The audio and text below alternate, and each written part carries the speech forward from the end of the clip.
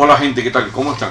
Bueno, pues la verdad es que hace mucho tiempo que yo no hacía estos videos, sobre todo videos cortos, y la verdad que estaba extrañando, ¿no? Ya retomar esto. Yo me he dedicado lamentablemente mucho a las directas. No es que las directas sean una cosa mala, pero las directas generalmente son cosas muy extensas que hay que hacer después un trabajo de edición que es bastante pesado para entonces acortarlo y llevarlo a una cosa un poco más digerible, ¿no? Un poco más y para el que le interese, pues descargable. Yo también he decidido ir tomando todas estas cosas y comprimiéndolos en formato MP3 para que la gente que en Cuba lo quiera descargar. Hay una aplicación que yo después posteriormente voy a poner el enlace para que el que quiera oírlo, por lo menos escucharlo en MP3, que bueno, pues que lo pueda escuchar de una manera y se descarga muy rápido, no ocupa casi nada y bueno, creo que va a ser mucho mejor, va a ser un paso de avance. Que no puede ver, bueno, pues puedo, en total, verme la cara a mí no es nada interesante, así que bueno, ya por ahí vamos un poco retomando todo esto de los videos más cortos. Es raro porque a veces que las directas dan mucho más views y cosas de esas, más visitas, generan más visitas, más tráfico que estos videos que yo hago. Pero bueno, a mí realmente me interesa más, creo que es más interesante estos videos, cumplen mejor su objetivo, aunque lleguen a menos gente. Pero bueno, el que le interese que lo vea y es una cosa que creo que bueno, vale la pena. Con este programa que yo estaba haciendo del lenguaje castrista, ¿no? Desglosándolo por letras, recordando todas estas palabras raras y todas estas palabras inventadas por los castristas o surgidas en torno al ambiente castrista. Algunos de estos canales que defienden a la dictadura se estaban riendo de esto, ¿no? O sea, que lo consideran ridículo, ¿no? Y cosas así. Y entonces cuando hacen eso es porque, bueno, porque ya yo sé que les molesta. Y como les molesta, vamos a darles más picazón y vamos a seguir. Yo estaba con la letra C. La letra C, ¿qué pasa? Que en el lenguaje es muy usada en el español. Y entonces era una cantidad de palabras increíble. Lo tuve que dividir en dos partes. Incluso con dos partes no me alcanzó con la letra C. Y por eso hoy voy a terminar ya con la letra C y voy a adentrarme entonces en la letra D. Pero bueno, vamos a seguir con lo que teníamos aquí de la letra C, que yo los he ido anotando aquí según me he ido acordando también. Y tenemos varias cosas aquí de lo más buenas, comiquísimas. Nosotros ya habíamos hablado sobre la confiabilidad, sobre varias palabras estas con C que eran algunas de un significado terrible, tenebroso, pero todas tienen el lado cómico. Es imposible no vérselo, ¿no? Sobre todo nosotros los cubanos que le buscamos la punta a todo. O sea, tenemos ahora, vamos a ver una palabra que es muy fuerte en Cuba, que era contrarrevolucionario. Contrarrevolucionario, imagínese usted, es el peor epíteto que te podían endilgar a ti como miembro de la sociedad en Cuba. Como ser un contrarrevolucionario era peor que ser prácticamente pederasta, que ser de cualquier cosa. Ser un contrarrevolucionario era, según los castristas, la escala más baja, más ínfima, el último peldaño debajo de la sociedad.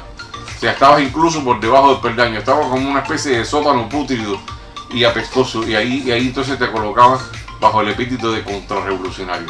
Entonces esto era lo que se aplicaba a todas las personas que se oponían a la política de Fidel Castro, a la política de la llamada revolución.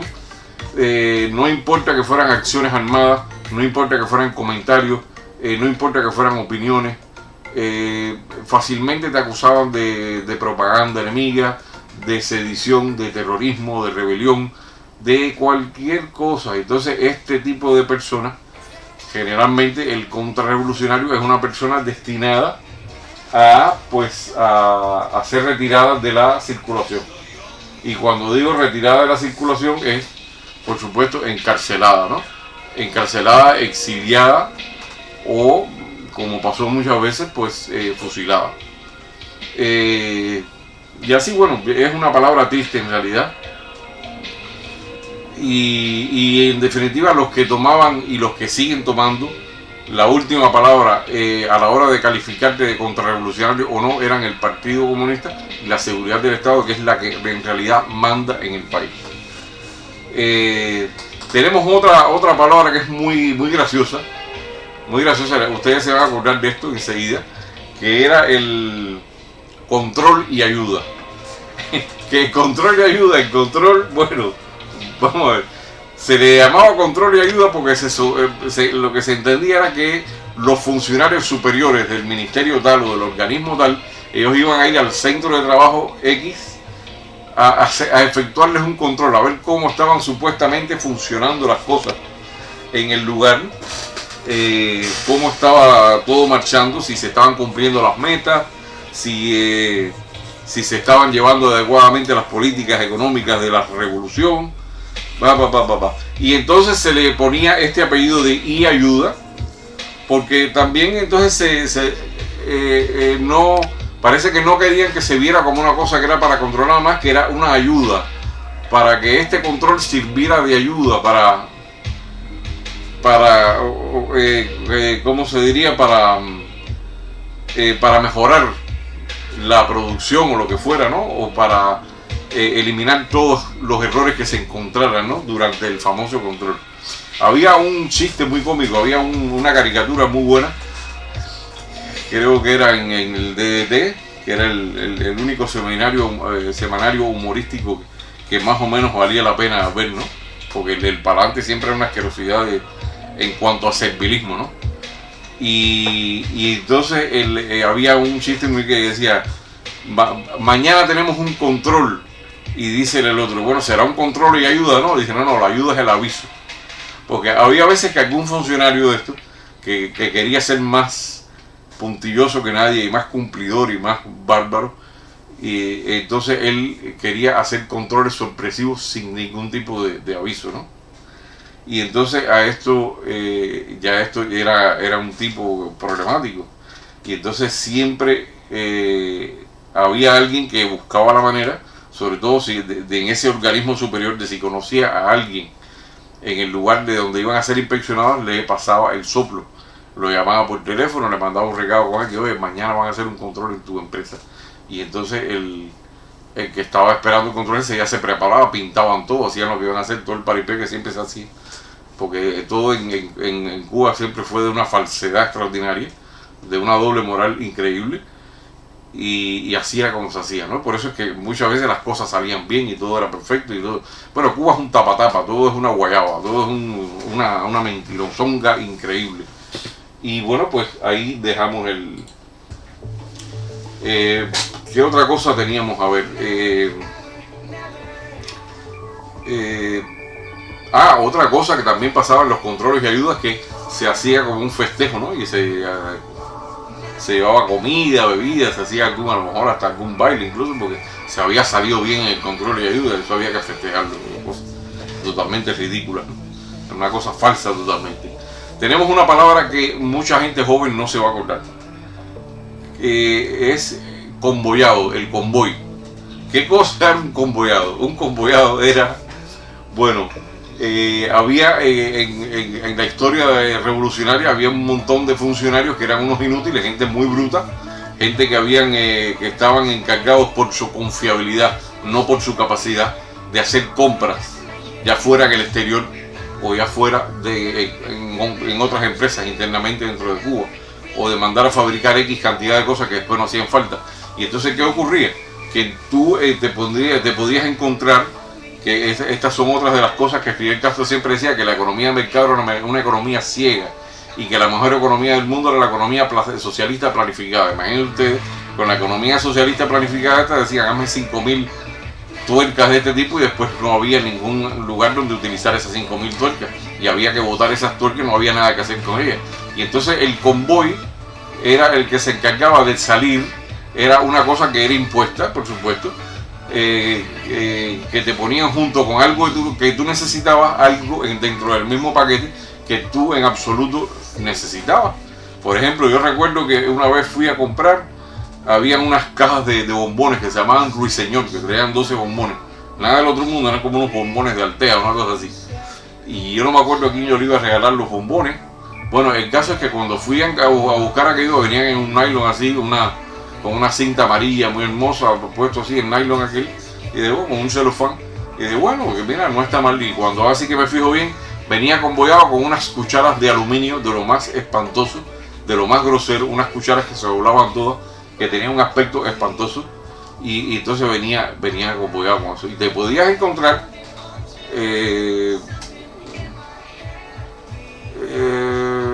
imagínate tú que compraras, por ejemplo, una camiseta y te viniera la camiseta convoyada con una pieza de un, no sé, con una pieza de algo que no se usaba, que no tenía ninguna salida, que no existía el aparato, porque era una manera de darle salida, de cobrarte por algo que un tipo se había equivocado, que había comprado una cosa o había mandado a fabricar una cosa que no hacía falta, una pieza de un ventilador o una pieza de algo que ya no se usaba, y entonces te enganchaban toda esa porquería que no servía junto con algo que tú quizás sí ya necesitabas ya.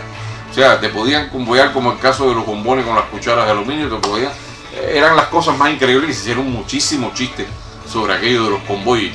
El convoy era una cosa, que te compraras un short y que cuando miraras el paquete con el short venía convoyado con un par de juntas de cafetera o cosas así, bueno, eran cosas que nada tenían eso era el convoy. El otro que teníamos, vamos a ver uno, déjame buscar aquí cuál yo tenía anotado. Déjame ver. Sí, tenemos. Bueno, ya hablamos de los cuadros. Porque hablamos de la palabra cantera. La cantera es el lugar donde están, o sea, la cantera es un lugar abstracto donde se encuentran las personas, los cuadros que son los futuros integrantes de los funcionarios, o sea, los que van a ser los futuros funcionarios del partido, del gobierno, el partido y el gobierno es lo mismo. Era como el lugar donde se formaban esos cuadros, esa era la cantera, ¿no? Y entonces todos los cuadros, el que era cuadro era una persona que ya alcanzaba un nivel determinado de dirección. Y está el cuadro profesional. El cuadro profesional ya era la persona ya que estaba, tenía su profesión era esa, dirigir a los demás, ganar un salario por eso. Dependiendo de la posición, en un salario alto, un salario bajo. El mío era relativamente bajo, yo ganaba 211 pesos. Y yo era un cuadro profesional y ganaba 211 pesos.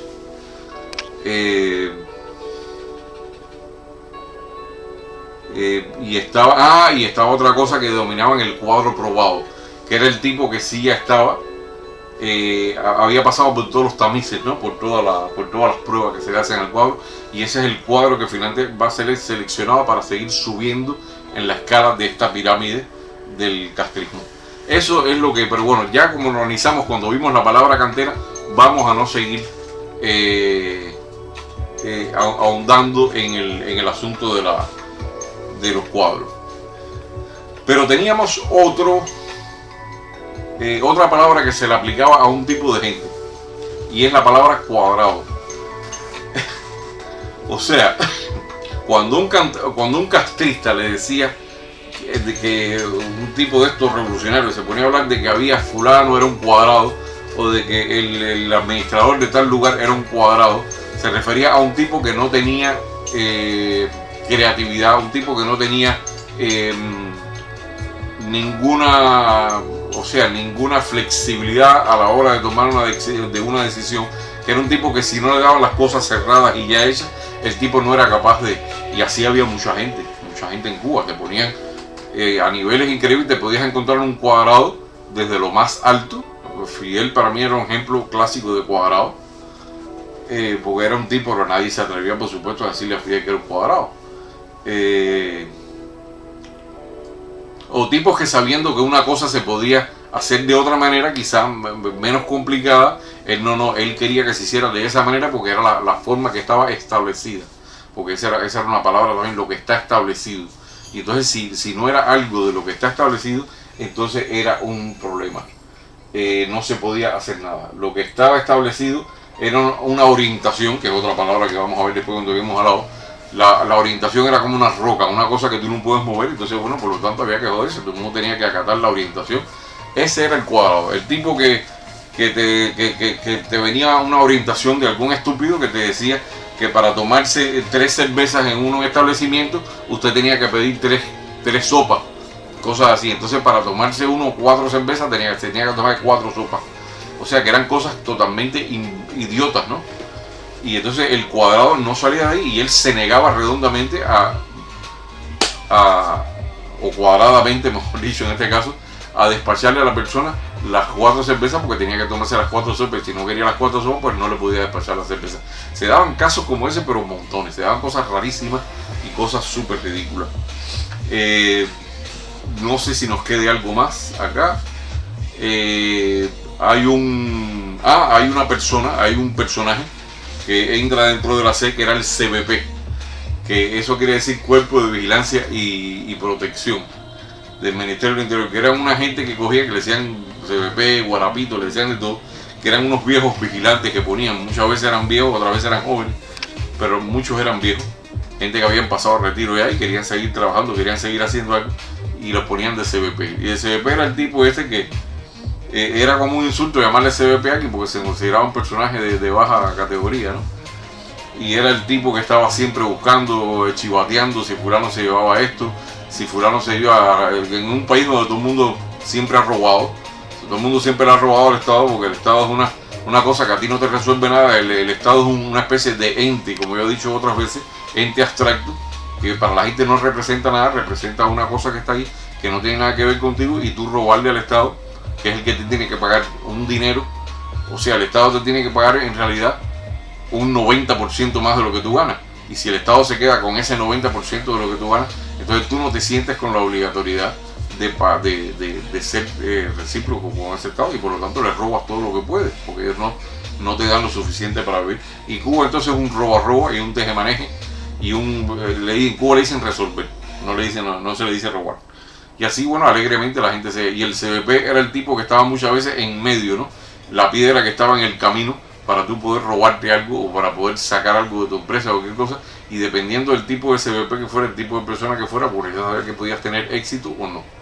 Bueno, vamos a terminar con esto, ya la sé, porque ya yo creo que la C ya no da más. Esto ya dio todo lo que iba a dar. Vamos a continuar entonces con la letra D. Voy a abrir un video ahora y vamos a continuar con la letra D, que debe tener unas cosas interesantes también. Nos vemos.